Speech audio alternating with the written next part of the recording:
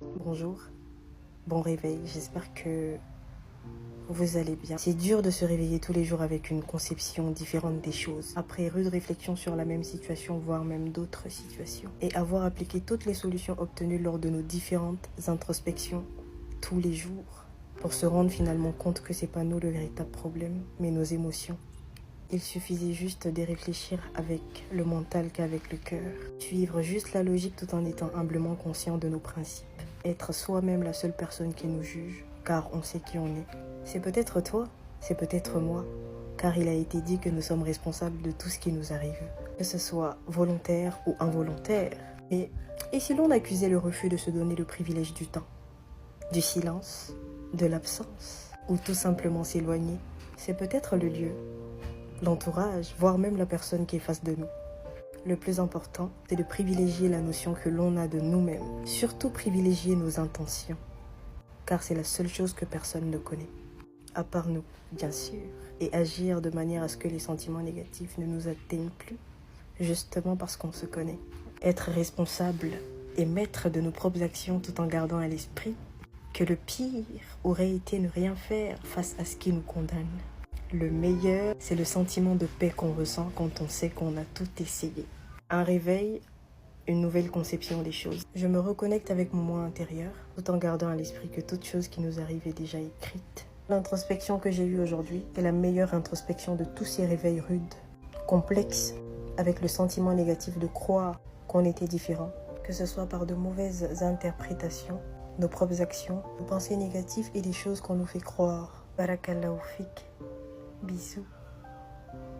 On peut remarquer que les saisons bénies et les marchés de l'au-delà sont nombreux. Allah tabaraka wa ta'ala a fait en sorte que cette communauté bénie soit en permanence en adoration, et par Allah il n'y a pas plus beau que d'être un adorateur sincère. Notre communauté est sortie du Ramadan qui était une période d'adoration, et la voilà à la porte du mois du pèlerinage, le 12e mois du calendrier lunaire, celui où on a les 10 jours de Dhul Hijjah. Ces 10 jours qui malheureusement sont ignorés par un grand nombre de musulmans. Ces 10 jours qui sont très importants dans notre religion, au point où Allah subhanahu wa ta'ala a juré par ces 10 jours dans le Coran. Et on sait qu'Allah tabaraka wa ta'ala, le maître, il ne jure que par ce qui est important, et il jure pour montrer la valeur de la chose par laquelle il jure. Allah tabaraka wa ta'ala dans le Coran a dit wal fajr wa layalin ashr, par l'aube et par les 10 nuits. Cela fait référence aux 10 premiers jours de Dhul Hijjah. C'est l'opinion d'Ibn Abbas, d'Ibn Zubayr, de Mujahid, de Tabari, d'Ibn Hajar et beaucoup d'autres parmi nos ancêtres, rahimallahu al-jami'a. Mes chers frères et sœurs, si je vous dis que dans pas longtemps, il y aura 10 jours dans lesquels il y a un emploi, si tu le prends au sérieux, tu peux être millionnaire. 10 jours, tu les consacres à ce travail, tu deviens millionnaire. Qui d'entre nous va penser à autre chose que cet emploi? L'étudiant va peut-être faire un break dans ses études. Celui qui travaille va peut-être poser des congés. Pourquoi? Parce qu'en 10 jours, il peut être millionnaire. Il sait qu'ici, il peut gagner énormément. Et là, pas du gain, vous savez très bien, ça attire tout le monde. Là, mes frères et sœurs, on ne parle pas de millions d'euros, mais on parle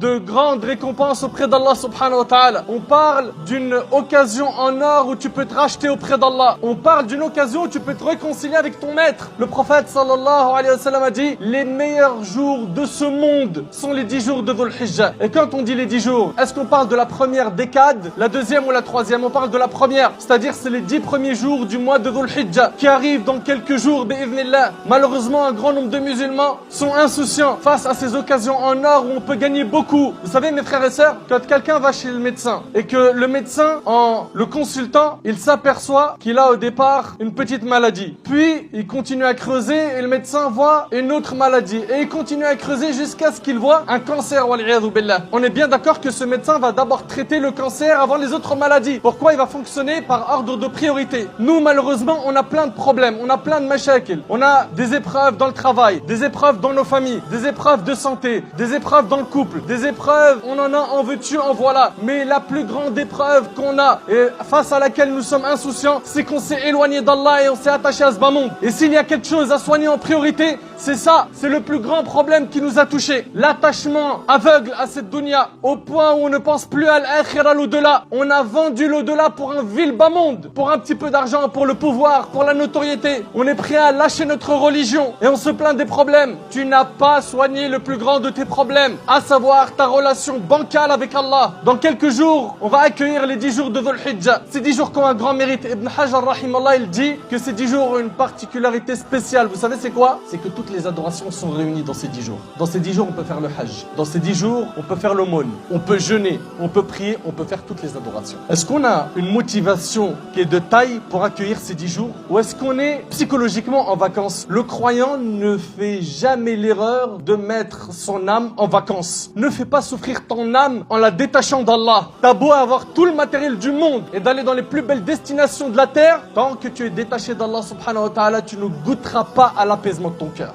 Et nous on sait, en tant que croyants, on n'a pas de vacances pour notre âme. On a des vacances pour reposer le corps, oui, mais ton âme, elle est toujours demandeuse. Et il faut la nourrir par la prière, par la lecture du Coran, minimum. Tu lis une page par jour, par le dhikr. Le dhikr, regarde, subhanallah, walhamdulillah, wa la ilaha illallah, Allahu akbar. Ça t'a coûté combien de temps? Ce sont quelques secondes. C'est les meilleures paroles que tu peux prononcer. Tu peux gagner énormément, mais malheureusement, on investit mal notre temps. On investit mal notre temps. On est toujours là à chercher les meilleurs gains dans la vie d'ici-bas. Comment faire pour travailler peu et gagner beaucoup? Et pourquoi t'es pas comme ça pour l'au-delà? Pourquoi t'es pas comme ça quand il s'agit du paradis? As-tu oublié qu'au paradis, il y a ce que nul œil n'a vu, aucune oreille n'a entendu et aucun cerveau ne peut imaginer? As-tu oublié ce jour où les croyants seront sur des chairs en train d'attendre qu'Allah tabaraka wa ta'ala enlève le voile qui les sépare de ses serviteurs? As-tu oublié ce grand jour? Mon frère, ma soeur, si tu veux être épargné le jour du jugement et que tu veux avoir ces grands mérites, il va falloir que tu retrousses tes manches. Il fait chaud, et ben je vais jeûner. Ma'lish, pourquoi? Parce que je sais que la marchandise d'Allah vaut cher. Et quand je dis je vais jeûner, il faut qu'on essaye de s'habituer à avoir un rythme dans les jeûnes surrogatoires. Jeûner le lundi et jeudi. Essaye de jeûner 3 jours par mois. Celui qui arrive à jeûner 1 jour sur 2, c'est très bien. Là, il y a les 9 premiers jours de Dhul Hijjah. Le prophète sallallahu alayhi wa sallam les jeûnait, comme le rapportent ses épouses. Ça fait partie des bonnes actions à faire. On a dit donc le jeûne des 9 premiers jours. Pourquoi pas le 10e? Car le 10e jour de Dhul Hijjah, c'est le jour de l'Eid. Et le jour de l'Eid, c'est interdit de jeûner en islam. Deuxièmement, multiplie le dhikr pendant ces jours. Le dhikr, c'est les formules de rappel. Comme le fait de dire Subhanallah, Alhamdulillah, La ilaha illallah, Allahu Akbar, La hawla wa la quwwata illa billah. Selon Abdullah ibn Umar, radiyallahu anhu, le prophète sallallahu alayhi wa sallam a dit: il n'y a pas de jour plus important auprès d'Allah et au cours desquels les œuvres sont plus aimées de lui que durant ces 10 jours. Donc, dans cette période, répétez les formules Allahu Akbar, La ilaha illallah, Alhamdulillah. Le hadith il est rapporté par l'imam Ahmad. Partout où on se trouve, multiplions le dhikr. Dans la mosquée, à la maison, sur le chemin du travail. Ne perds pas de temps. Donc multiplions le dhikr. Allah yajazikum khair. L'imam al-Bukhari rapporte qu'Ibn Umar et Abu Huraira radiyallahu anhuma allaient au marché pendant les 10 jours et ils répétaient Allahu Akbar et les gens répétaient derrière eux. Ils étaient là à faire revivre la sunna du prophète sallallahu alayhi wa sallam. Également, parmi les actions à faire pendant les 10 jours de Dhul Hijjah, le hajj et la umrah. Pendant ces 10 jours, multiplie la lecture du Coran. Les prières surrogatoires. Fais des efforts en faisant des prières à la nuit. D'ailleurs, Saïd ibn Jubayr, le grand rapporteur de hadith, faisait énormément d'efforts pendant ces 10 derniers jours et il disait même: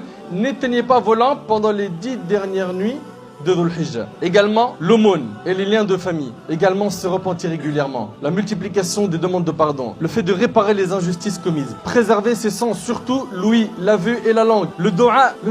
Combien d'entre nous, on a des demandes à adresser à Allah subhanahu wa ta'ala et on adresse à Allah subhanahu wa ta'ala que 5% de nos demandes. Et on sait qu'on a besoin d'Allah subhanahu wa ta'ala, mais on lui demande pas assez. Il faut demander à Allah également, et ça c'est un point très important, celui qui se sent incapable de faire tout ce qu'on a cité, qu'au minimum il s'abstienne de faire du mal, car il y a en cela beaucoup de bien. Beaucoup de bien. Parmi ce qui est recommandé aussi, on a le sacrifice d'une bête le jour de l'Eid. Mes frères et sœurs, ne ratons pas cette occasion. Faites profiter votre famille de cette période bénie. Vos amis, afin que soit averti l'insouciant et afin d'encourager le paresseux. Et n'oubliez pas que celui qui indique un bien en a la même récompense et qu'en tant que musulman, on a le devoir du bon conseil et qu'aucun d'entre nous ne sera un véritable croyant que lorsqu'il aimera pour son frère ce qu'il aime pour lui. Qu'Allah tabaraka wa ta'ala nous donne la force et la motivation de pouvoir œuvrer pendant ces 10 jours et durant toute notre vie comme il se doit. Qu'Allah subhanahu wa ta'ala accepte nos œuvres, qu'Allah azza wa jal nous accorde la sincérité et la piété, qu'Allah tabaraka wa ta'ala nous ressuscite en compagnie des pieux, à leur tête le prophète sallallahu alayhi wa sallam, et qu'il nous fasse rentrer avec lui au paradis.